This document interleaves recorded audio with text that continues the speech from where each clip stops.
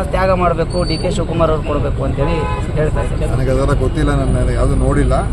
ಆದರೆ ಪಕ್ಷದ ವಿಚಾರಗಳು ಮತ್ತೆ ಒಬ್ಬರು ಮುಖ್ಯಮಂತ್ರಿ ಇದ್ದಾಗ ಅದೆಲ್ಲ ಮಾತಾಡ್ತಕ್ಕಂಥ ಪ್ರಸ್ತುತ.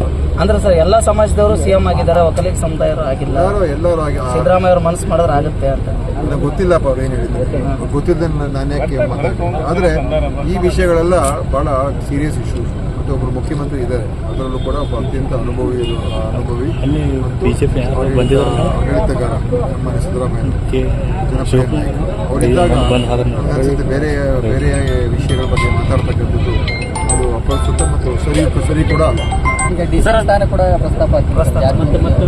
ಕೆಲವರು ಯಾರು ಅಭಿಪ್ರಾಯ ಹೇಳಿದರೆ DCMಗಳು ಇರಬೇಕು ಅಂತ. ಬಟ್ ಅದೆಲ್ಲ ಈಗಾಗಲೇ ಹೇಳಿದಾಗೆ ಸಾರ್ವಜನಿಕವಾಗಿ ಚರ್ಚೆ ಮಾಡಬೇಕಾಗಿತ್ತು ಅಗತ್ಯತೆ ಇದೆ.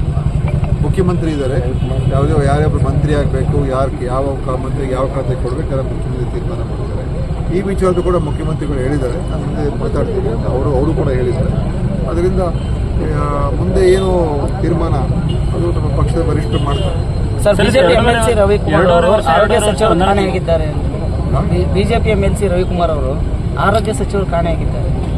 ಅವ್ರು ಯಾರು ಹಿಂದಿನ ಆರೋಗ್ಯ ಸಚಿವರ ಬಗ್ಗೆ ಮಾತಾಡ್ತಾರೆ ಸರ್? ಇದು 2.5 ವರ್ಷ ಗೊತ್ತಿದ್ದು ಇಲ್ಲೋ ಅವ್ರಿಗೆ 2.5 ವರ್ಷ ಹೊಂದಾಣಿಕೆ ಇದೆಯಾ ಹೇಗೆ ಸರ್? ಸ್ವಾಮೀಜಿಗಳು ಹೇಳ್ತಾ ಇದ್ರು 2 ವರ್ಷ ಬೇಡ ಈಗಲೇ. ನೋಡಿ, ಇವೆಲ್ಲ ಪಕ್ಷದ ವಿಚಾರಗಳು, ಯಾಕೆ ಇದರ ಚರ್ಚೆ ಆಗಬೇಕು ಅಂತ